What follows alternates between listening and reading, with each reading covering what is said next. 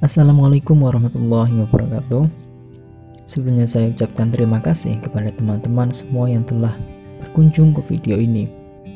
Sebelumnya, perkenalkan, nama saya Muhammad Nasir, mahasiswa Pendidikan Ekonomi Akuntansi A tahun 2019. Dan pada video ini, saya akan mencoba menjelaskan mengenai metode langsung dan metode cadangan untuk piutang yang tidak tertagih. Dan untuk yang pertama yaitu ruang lingkup piutang tak tertagih. Dalam sebuah akuntansi, timbulnya sebuah utang dan piutang merupakan hal yang wajar dan biasa terjadi. Untuk piutang biasanya timbul karena kebijakan kredit dari sebuah perusahaan dalam penjualan barang maupun jasa perusahaan kepada pihak lain. Namun terkadang terjadi suatu keadaan tidak tertagihnya sebagian piutang oleh perusahaan. Hal ini merupakan sebuah konsekuensi dari sebuah kebijakan kredit yang biasanya dilakukan oleh perusahaan yang bertujuan untuk meningkatkan penjualan barang maupun jasa pada perusahaan. Hendriksen dan Breda dalam Sugiri dan Sumiana tahun 2005 mengungkapkan bahwa tidak tertagihnya piutang mencerminkan aliran keluar aktiva atau aset sebagai upaya untuk memperoleh pendapatan atau revenue. Oleh karena itu, piutang tak tertagih dikategorikan sebagai biaya expense. Meskipun begitu, terdapat pandangan bahwa piutang tak tertagih diakui sebagai pengurang penjualan, serupa dengan perlakuan potongan penjualan dan retur penjualan. Untuk penaksiran kerugian dari piutang tak tertagih, terdapat dua metode. Yang pertama yaitu metode langsung, dan yang kedua metode cadangan. Yang pertama yaitu metode langsung, atau disebut juga metode penghapusan langsung.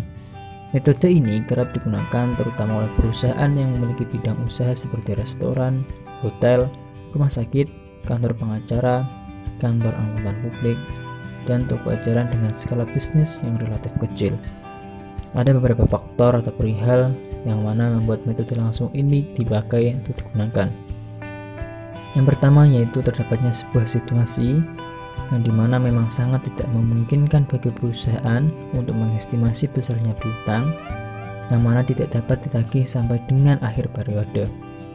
Kemudian faktor yang kedua yaitu khusus bagi perusahaan yang menjual sebagian besar barang atau jasanya secara tunai, sehingga jumlah beban atas piutang usaha yang tidak dapat ditagih boleh dibilang sangat tidak material.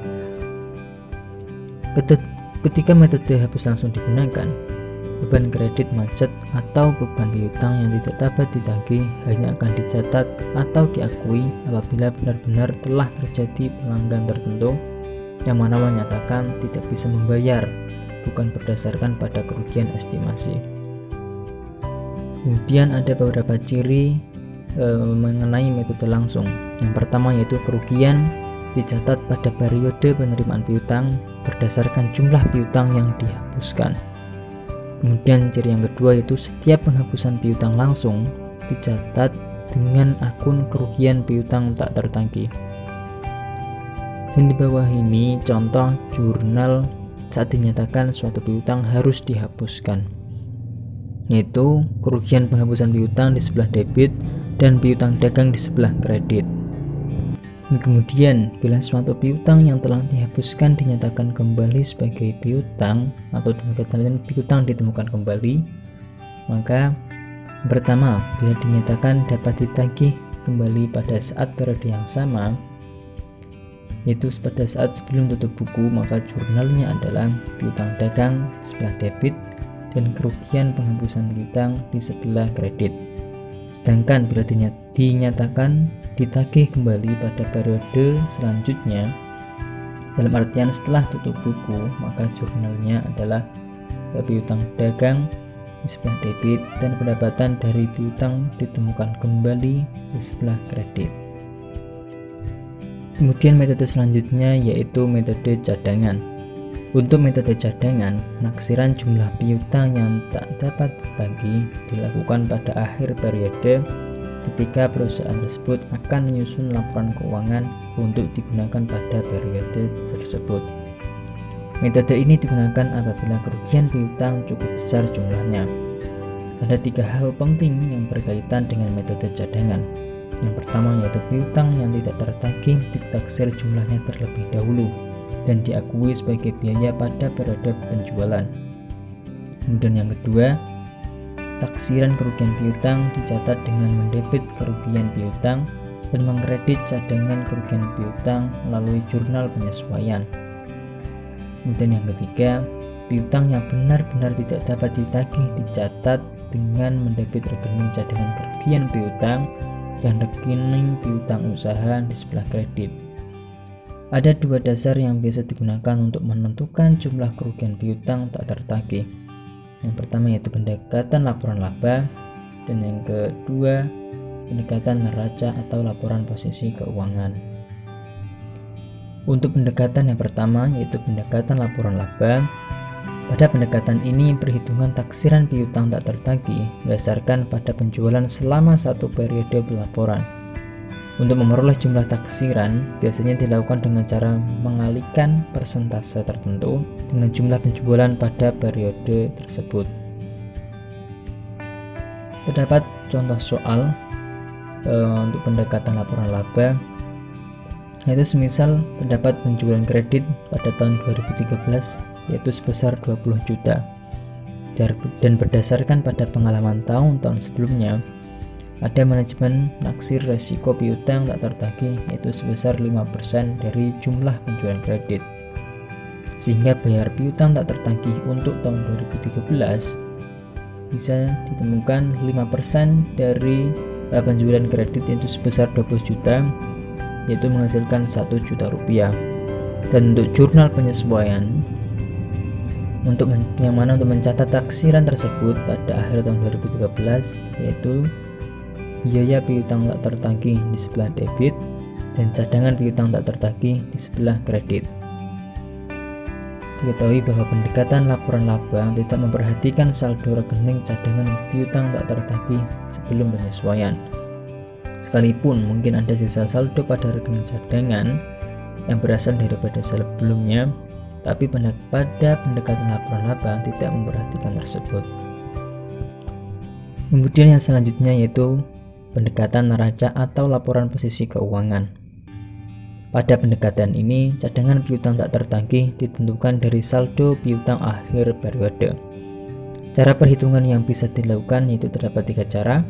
Yang pertama yaitu jumlah taksiran piutang tak tertagih dinaikkan sampai persentase tertentu dari saldo piutang akhir periode.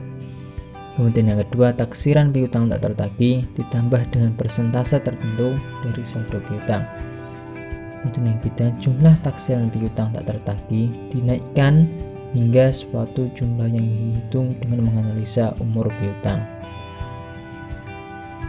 Terdapat contoh soal, misalkan masih pada tanggal yang sama, 31 Desember tahun 2013, rekening piutang sebesar 20 juta dan rekening cadangan piutang tak tertagih menunjukkan saldo kredit sebesar Rp250.000. Persentase piutang tertagih ditetapkan sebesar 50% dari saldo piutang. Maka jumlah yang akan dicatat pada jurnal yaitu 20 juta sebagai rekening piutang dikalikan persentase sebesar 5% itu menghasilkan 1 juta rupiah.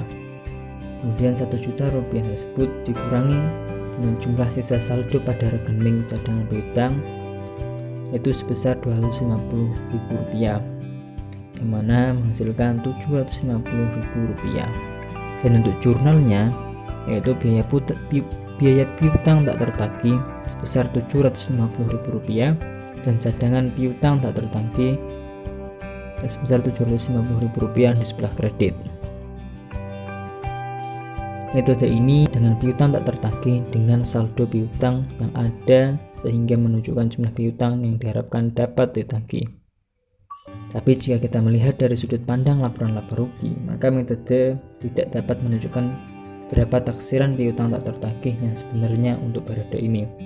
Karena dalam perhitungannya dipengaruhi oleh perhitungan cadangan piutang tak tertagih pada periode sebelumnya. Kemudian terdapat beberapa perbedaan tentang pencatatan dengan metode langsung dan juga metode cadangan. Pada metode penghapusan langsung atau metode langsung tidak dilakukan taksiran atas kerugian piutang, sedangkan di metode cadangan terdapat jurnal mengenai pencatatan taksiran kerugian piutang, yaitu kerugian piutang di sebelah debit dan cadangan kerugian piutang di sebelah kredit. Kemudian untuk pencatatan penghapusan langsung, di metode langsung terdapat jurnal yaitu kerugian piutang di sebelah debit dan piutang dagang di sebelah kredit. Sedangkan untuk metode cadangan, untuk debitnya yaitu cadangan kerugian piutang dan kreditnya piutang dagang. Kemudian untuk penerimaan kembali piutang yang sudah dihapus, di metode langsung jurnalnya yaitu piutang dagang di sebelah debit dan kerugian piutang sebelah kredit. Kemudian untuk kas di sebelah debit, piutang dagang di sebelah kredit. Sedangkan untuk penerimaan kembali piutang yang sudah dihapus dengan metode cadangan, untuk jurnalnya piutang dagang di sebelah debit dan cadangan kerugian piutang di sebelah kredit. Untuk kas dan piutang dagang sama persis dengan metode langsung, yaitu kas di sebelah debit dan piutang dagang di sebelah kredit. Oke, terima kasih untuk teman-teman semua yang telah menonton video ini. Mungkin hanya itu yang dapat saya jelaskan mengenai metode langsung dan metode cadangan untuk piutang yang tidak tertagih. Jika ada kata-kata yang mungkin kurang berkenan dan kurang sopan, dan mungkin dalam video ini terdapat hal-hal yang mungkin kurang dipahami, saya mohon maaf yang sebesar-besarnya. Mungkin dari saya hanya itu. Saya Muhammad Nasir undur pamit. Assalamualaikum warahmatullahi wabarakatuh.